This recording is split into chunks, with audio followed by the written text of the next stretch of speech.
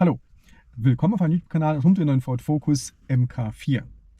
In meinem letzten Video habe ich euch die schönen und vielen Vorteile der Diebstahlsicherung, der Wegfahrsperre gezeigt. Und in diesem Video geht es darum, wie auch versprochen, wie man das denn einbaut. Falls ihr das Video nicht kennt, über die Vorteile dieses Gerätes, das blende ich euch hier oben in dieser Infokarte ein. Schaut es euch gerne mal an. Ansonsten geht es jetzt darum in diesem Video, wie wir das Ganze denn einbauen. Und zuallererst hätte ich gesagt, wenn ihr nicht löten könnt oder wollt oder wie auch immer, dann lasst euch bitte dieses Gerät einbauen. Es gibt zahlreiche Händler, schaut mal auf der verlinkten Internetseite vom Hersteller nach und dort gibt es zahlreiche Händler, die euch das Gerät dann einbauen. Ansonsten für alle, die es mal nachmachen wollen oder selbst einbauen wollen, so schreibt es der Hersteller vor, die ganzen Kabel, die ganze Verkabelung muss eingelötet werden. Also diese Klemmverbinder, die es gibt, um Kabel miteinander zu verbinden, sind laut Hersteller nicht erlaubt. Hintergrund ist natürlich, dass eine permanente Verbindung zum System, zum Auto da sein muss und nicht durch irgendwelche oder Klemmverbinder hergestellt werden muss, damit es halt gegebenenfalls bei Vibrationen oder sonstiges nicht dazu Abbrüchen kommt und vielleicht das ein oder andere Kabel dann keine Verbindung hat. Gut, aber das mal das Vorgeplänkel. Jetzt geht es eigentlich um den Einbau des Gerätes. Und ja, prinzipiell müssen wir nicht viel machen. Es sind nur gefühlt 6 Kabel anzuschließen, aber ja, eine kleine Herausforderung gibt es dann doch. Also, ich blende euch zuerst mal ein, was ihr denn bekommt, wenn ihr dieses Gadget kauft. Wie ihr seht, ihr bekommt also das Gerät als solches und es gibt dann noch einen Bluetooth-Transponder, wenn ihr euch für die Pro-Variante entschieden habt. Es gibt also 2 Varianten dieses Gerätes. Einmal ohne Bluetooth und einmal im Prinzip mit Bluetooth, sprich dort kann ein Transponder verwendet werden für die Freischaltung des Autos, also zusätzlich verwendet werden. Es kann aber auch per Bluetooth das Smartphone gekoppelt werden und somit dient dann euer Smartphone als Entriegelungsmechanismus. Habt ihr die normale Variante, also die Nicht-Pro-Variante, dann habt ihr halt keine Bluetooth-Verbindung, sprich, dann müsst ihr halt immer die Tasten drücken, die ihr euch halt vorher eingestellt habt. Also um diese Wegfahrsperre halt, ja, zu deaktivieren. Okay. Das war es im Prinzip zu diesem Umfang. Wie ihr seht, es gibt natürlich auch noch ein Handbuch, es gibt noch eine kleine Anleitung und ja, es gibt auch noch eine Notfallkarte. Falls tatsächlich ihr mal den Code vergessen solltet oder sonst es irgendwelche Probleme gibt, hier muss das Ganze erstmal freigerubbelt werden und hier steht ein Code, wie man dann diese Wegfahrsperre dann auch nochmal entsperrt bekommt, wenn man jetzt den Code vergessen hat. Aber eins nach dem anderen. Genau. Wir fangen jetzt mal an mit der eigentlichen Installation.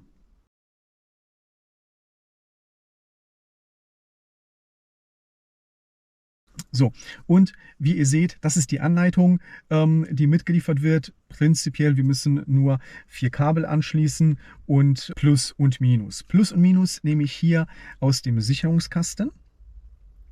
Und ich benutze hierfür dann die Reservesicherung.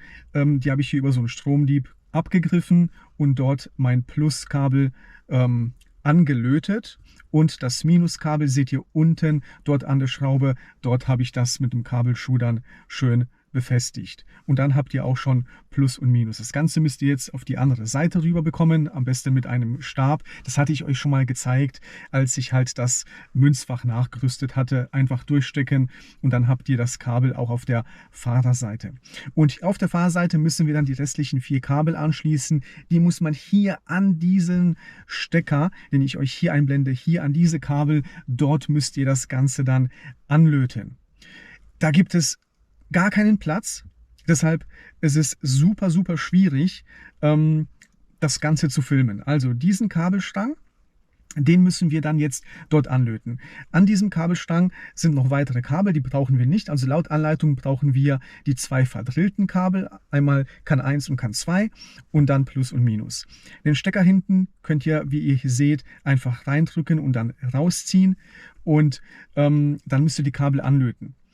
Ich konnte euch das jetzt nicht zeigen, weil einfach kein Platz ist. Der Platz ist dort unten einfach gerade mal so ausreichend, dass ich da tatsächlich die Arbeit durchführen konnte. An ein Filmen war absolut nicht zu denken, vor allem nicht, wenn man alleine ist. Deshalb habe ich jetzt leider kein How-To, aber im Prinzip geht es darum, diese 4 Kabel dort anzulöten. Wenn ihr löten könnt, wisst ihr, was zu tun ist. Wenn ihr nicht löten könnt, lasst es euch bitte von einem Fachbetrieb einbauen. Wie ihr seht, ich habe die Kabel jetzt hier angelötet. Ich komme gerade mal so mit der Kamera hin, um euch mal zu zeigen, wie das Ganze denn dann aussieht. Wie ihr seht, hier ist es super, super eng. Ich komme kaum mit der Kamera hin, geschweige denn Kamera und sehen, was ich da eigentlich mache. Sind diese 2 Kabel angelötet? Wie gesagt, das habe ich schon hier erledigt gehabt. Steckt ihr den Stecker einfach nochmal ein. Denn jetzt, nachdem die ganzen Kabel angeschlossen sind, heißt es eigentlich nur noch, dieses Gerät, das ist die eigentliche Wegfahrsperre, die müssen wir jetzt einfach nur noch an den dafür vorgesehenen Anschluss hier anschließen. Dieser Stecker passt auch nur in eine Richtung. Ich habe hier gedacht, ich habe die richtige Reihenfolge bzw. die richtig herum gesehen. Nein, habe ich versehen. Also einmal umdrehen und dann einmal anstecken und das war es. Die Kabel, die beiliegen, sind relativ lang. Ihr könnt euch dann überlegen, wo ihr dann dieses Gadget dann versteckt.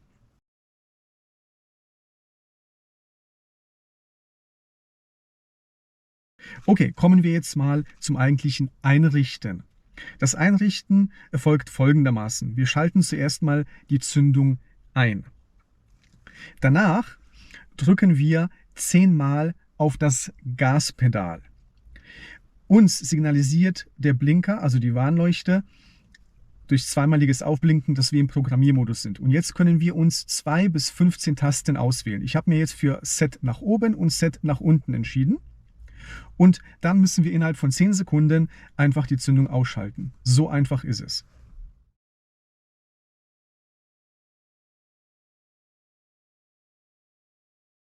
Wir probieren das Ganze jetzt mal aus.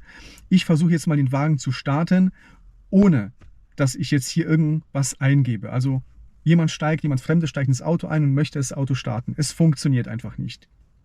Es passiert einfach rein gar nichts. Das Auto startet nicht.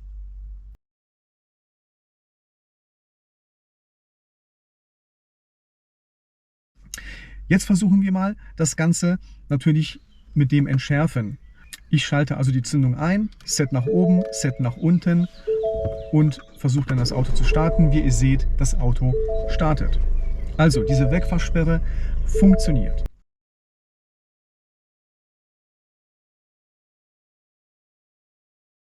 Jetzt, weil ich die Pro-Version habe, das Ganze mit dem Bluetooth-Transponder. Dieser Bluetooth-Transponder ja, hat auch ganz, ganz viele Funktionen, die sind alle in dieser Anleitung beschrieben. Die Anleitung ist super detailliert, also sehr, sehr professionell gemacht und sehr einfach gemacht. Wir schalten also diesen Bluetooth-Transponder ein. Rechts ist ein Knopf, links ist eine LED, wie ihr gesehen habt. Danach schalte ich die Zündung ein, entsperre also das Auto, drücke jetzt 10-mal auf mein Gaspedal. Dann bin ich in diesem Programmiermodus, drücke noch einmal auf den Transponder. Und das war's. Dann ist das Ganze auch schon einprogrammiert. Genauso einfach ist es auch mit dem Smartphone.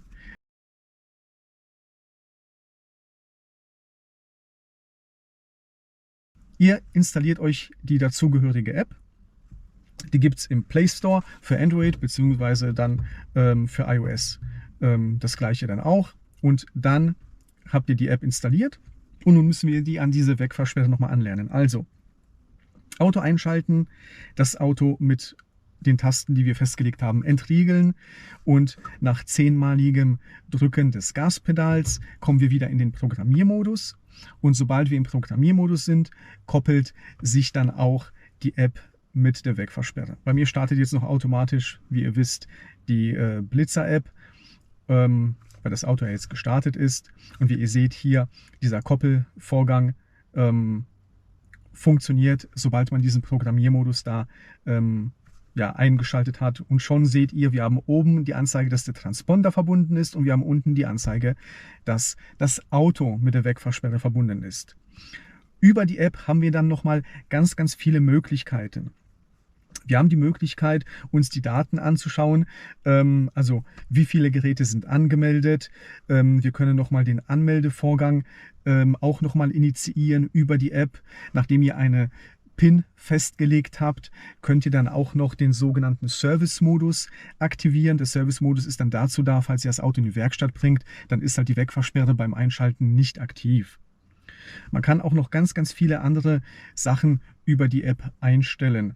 Man kann also die einprogrammierten Geräte löschen, man kann diesen Programmiermodus initiieren und ihr seht ganz viele nützliche Informationen über die Wegfahrsperre und über die Geräte, die da mit der Wegfahrsperre halt verbunden sind. Ja, wie soll ich sagen, den Service-Modus könnt ihr natürlich nicht nur über die App aktivieren, sondern das Ganze funktioniert natürlich auch ohne App. Habt ihr also dann zum Beispiel jetzt die Variante, also nicht die Pro-Variante, also die Variante ohne Bluetooth, ist es auch gar kein Thema. Oder falls ihr mal das Handy nicht griffbereit habt, absolut kein Thema.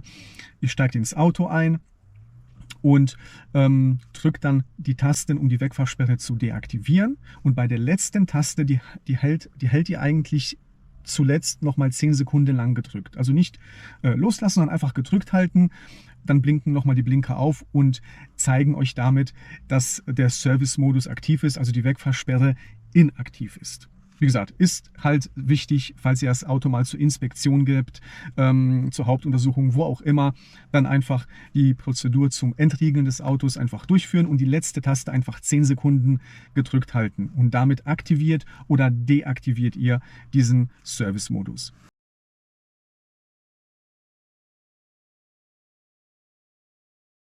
Es hat noch eine weitere tolle Funktion, diese Wegfahrsperre. Für alle, die schon immer mal Start-Stopp mal setzen wollen, also aktiviert haben wollen oder deaktiviert haben wollen beim Starten des Autos. Das könnt ihr jetzt auch mit der Wegfahrsperre. Die hat nämlich auch diese Funktion und die ist nämlich ganz, ganz einfach. Ihr schaltet das Auto ein und drückt dann einfach 10 Sekunden auf Auto-Start-Stopp.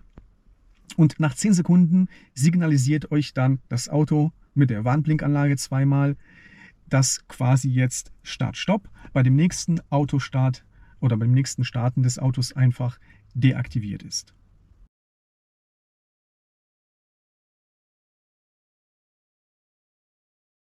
Zum Schluss zeige ich euch jetzt noch, welche Knöpfe denn überhaupt möglich sind. Ich habe jetzt einfach der Einfachheit halber, damit ich hier mit der Kamera nicht hier rumfuchtel, einfach Set Plus und Set Minus gewählt. Aber ich zeige euch jetzt mal, welche Knöpfe denn überhaupt verfügbar sind. Also, gehen wir mal durch.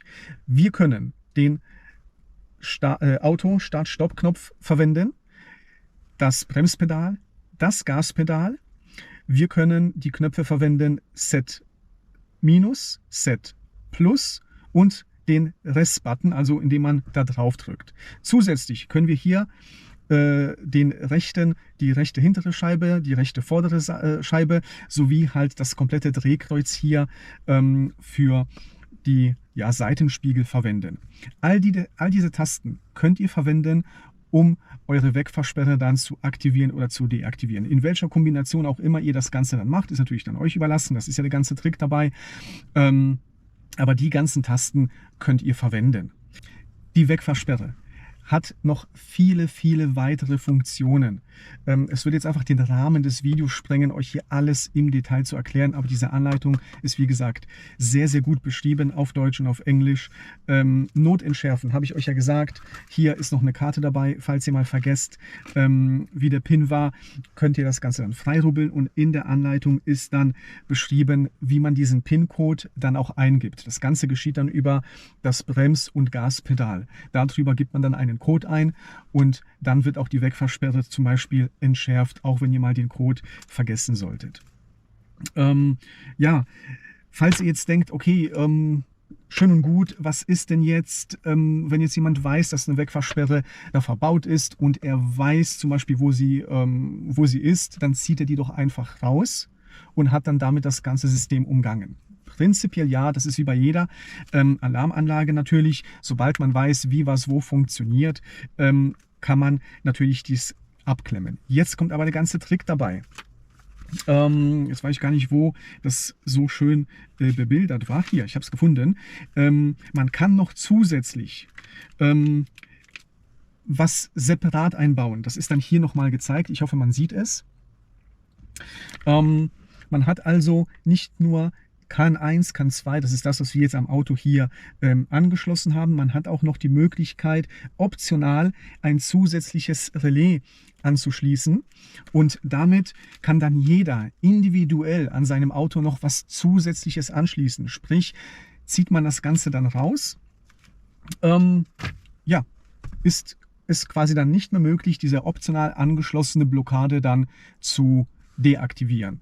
Jetzt einfach mal als Beispiel, man könnte dort entweder direkt oder, so wie es hier angegeben ist, über ein Relais. Ein Relais macht hier auf jeden Fall Sinn, ist hier auch angegeben, zum Beispiel die Kraftstoffpumpe anschließen.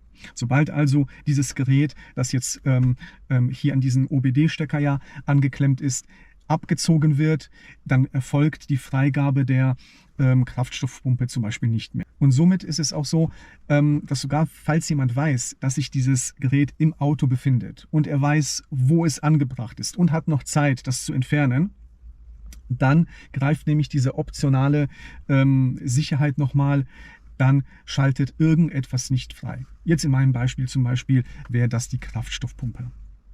Also, lange Rede, kurzer Sinn. Ich verlinke euch das Ganze wie immer unten in meiner Videobeschreibung und auf meiner Internetseite. Ein klasse Gerät, super klein, prinzipiell einfach zu installieren, wenn ihr euch da rantraut mit dem Löten. Falls nicht, fahrt in eine Fachwerkstatt und die baut es euch dann ein. Die zeigen euch dann auch die ganzen Möglichkeiten, wie man es dann konfiguriert. Klasse Sache. Ich finde es richtig gut, und falls ihr immer noch nicht wisst, ob ihr das Ganze machen sollt oder nicht, schaut euch mein erstes Video an, ja, mit den ganzen Technologien und Möglichkeiten, die es da heute gibt, so ein Auto, vor allem neuere Autos zu entwenden, ist es vielleicht keine schlechte Idee, sowas einzubauen. Ja, Video ist jetzt eh schon zu lange.